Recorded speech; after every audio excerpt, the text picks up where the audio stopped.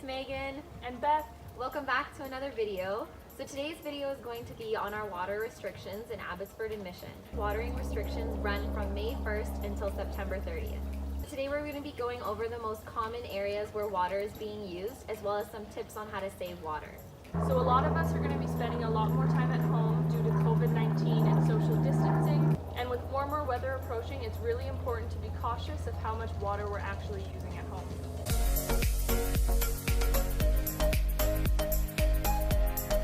The area where we actually use the most water is outside of our home. So lawn sprinkling, car washing, and things like that. The largest restriction we have is to do with lawn sprinkling. Lawn sprinkling is only permitted from 6 a.m. till 8 a.m., Thursdays and Sundays for odd addresses, and Wednesday and Saturday for even.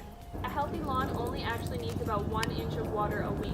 Considering where we live, we usually get that with rain anyways, but in the summer, sometimes we don't. A good tip for watering your lawn is putting out an empty tuna can. It's about 1 inch deep, and that way you know when it's full, you can turn off your sprinkler.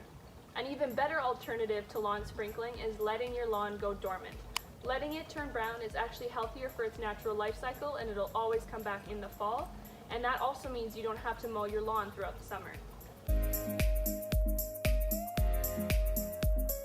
So with everyone spending a lot more time at home, it makes right now the perfect time to care for your lawn to ensure that it stays very healthy. And doing some of these tips will also ensure that your lawn doesn't require a lot of sprinkling either.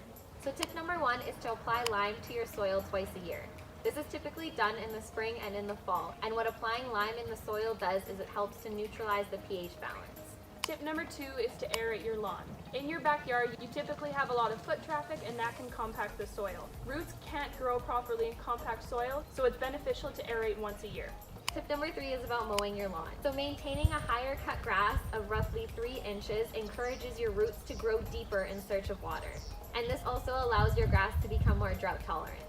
Tip number 4 is to think about growing lawn alternatives. Depending on your lawn's sun exposure and foot traffic, there are tons of different options you can use, all of which mean you don't have to mow your lawn. For small, sunny front yards, you can plant thyme in place of your grass, or if you have a shady area, using a mixture of mosses. So if you're building a new home and planting grass, or if you're in an older home and redoing your lawn, you will be required to purchase a new lawn permit from the City of Abbotsford. This permit will allow you to water your lawn every day between 6 to 8 a.m. for 2 weeks.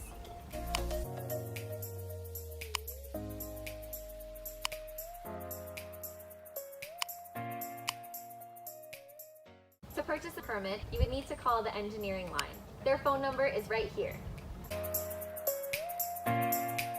Another way to reduce your water use outside is to plant native or drought-tolerant plants. Native plants are used to the amount of rain we get here in this area and shouldn't need extra watering. You don't need to use any pesticides or herbicides, and they will attract native species that are beneficial to our ecosystem, like bees. Be sure to check out the Fraser Valley Conservancy. They're having a native plant sale, and they will actually deliver it straight to your house. With watering your gardens, please ensure that you're using a spring-loaded nozzle to do so. Using a spring-loaded nozzle prevents water from constantly flowing when you don't need it. Also make sure when you're watering your plants that you're watering the roots and not the foliage. There are other ways to efficiently water your garden, such as drip irrigation or rain barrels. There are tons of different types of rain barrels you can use, and here's an example of what Shivam has at his house.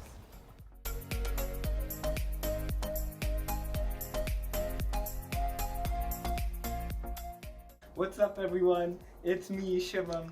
I'm making a guest appearance back again to show you my water barrel that I have here at home.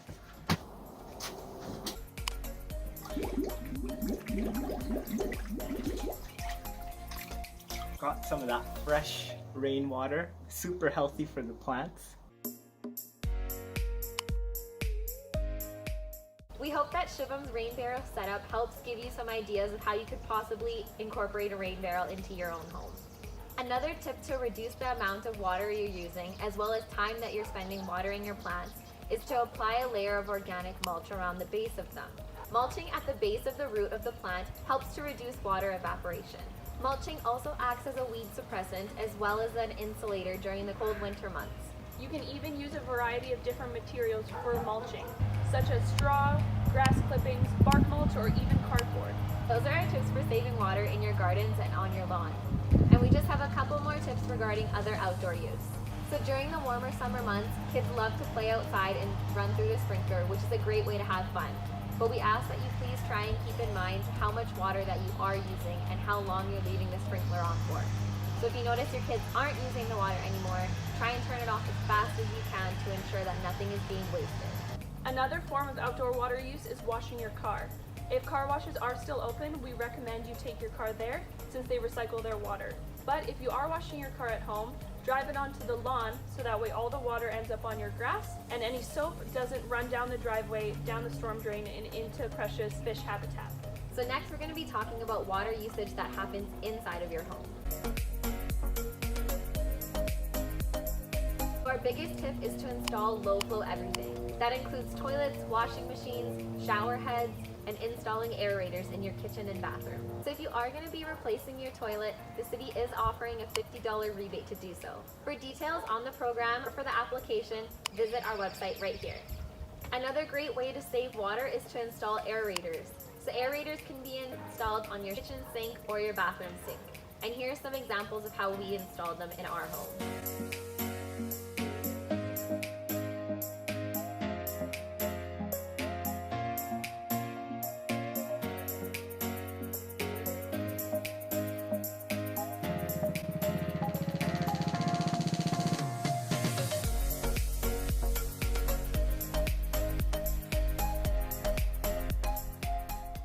So an aerator limits the flow of water by adding air to the water supply. Installing a low-flow washing machine will also lower the amount of water that's being used inside of your home. The city also offers a rebate to replace your old washing machine with a new energy-efficient one. Another good tip is to check for water leaks. Even a small leak can add up a lot over time. One example is using toilet dye tablets. You put one in the tank of your toilet, and after 15 or 20 minutes, if you see the color start to appear in the bowl, you know you have a leak. If you don't have anything like this, you can also just use a couple drops of food coloring. Another easy way to save some water is to make sure you turn the tap off when washing your hands, brushing your teeth, or washing your face. And taking showers instead of baths will reduce the water you're using at home. So that's it for our video. For more tips and tricks on how to reduce the amount of water being used inside and outside of your home, visit ourwatermatters.ca. Comment down below and let us know what you do to help save water. Stay safe. Bye!